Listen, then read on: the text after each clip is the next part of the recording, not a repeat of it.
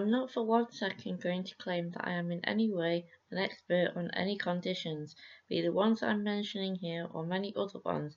I'm simply going to make a video going only from what I do know and leave it to the comment section to help educate myself and others on the platform, so I can always revisit the topic at a later date, the same as with any topic. 1. Osteoarthritis. This one is one of the ones I do have personal experience of.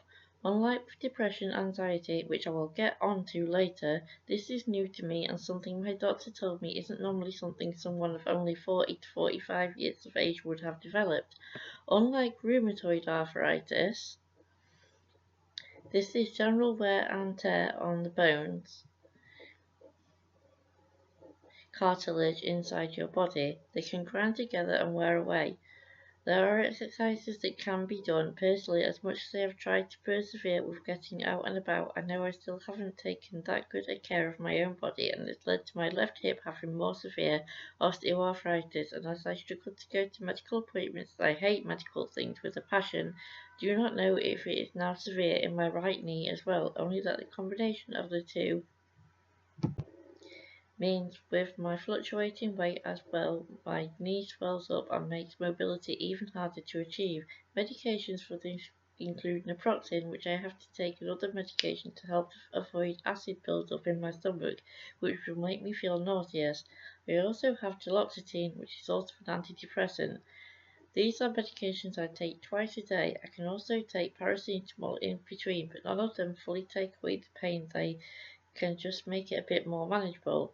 I've had this myself for approximately 3 years, I believe now, and I know eventually I will need to undergo operations to replace the hip and the knee and potentially anything else I developed osteoarthritis in.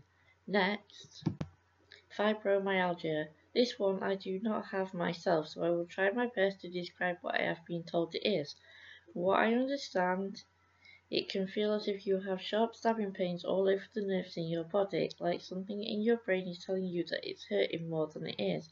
Again, there are medications, a lot more than I have for osteoarthritis, though I don't know what all of those are, and people in the comments are welcome to educate and correct me on anything I have said.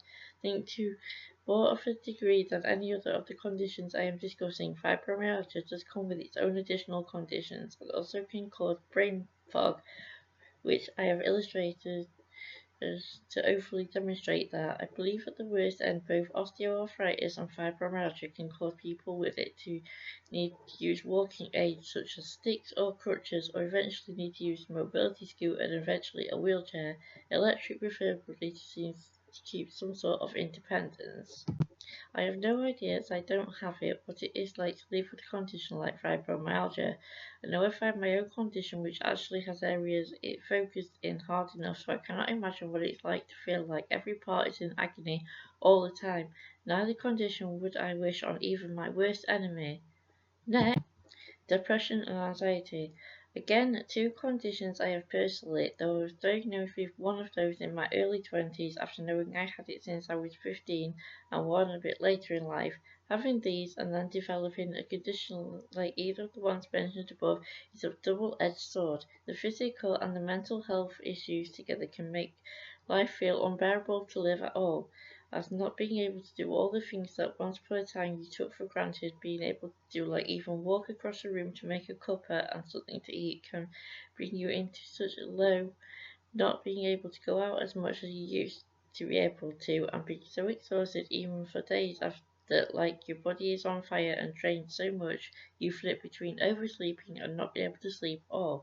Everyone can feel depressed or anxious, but the medical diagnosis and having to take pills, anything from sertraline to trazodone, etc., even pills that are for both pain and mental illness, daily, it can feel like you know how long to have a life, but you can see you are not alone in this, as many of us have this and a number of other conditions where we're here and we can listen. And finally, for today, bipolar, used to be called manic depression.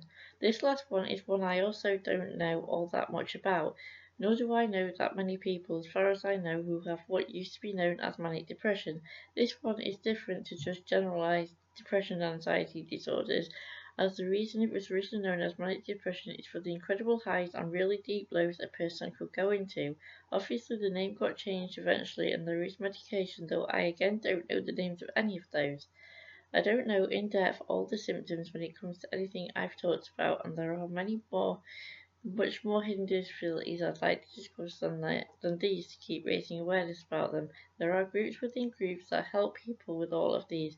Some others I haven't discussed, including hearing voices, borderline personality disorder, depersonalization, amongst others. But as I said, I can always come back to this stuff in the future if there is an interest.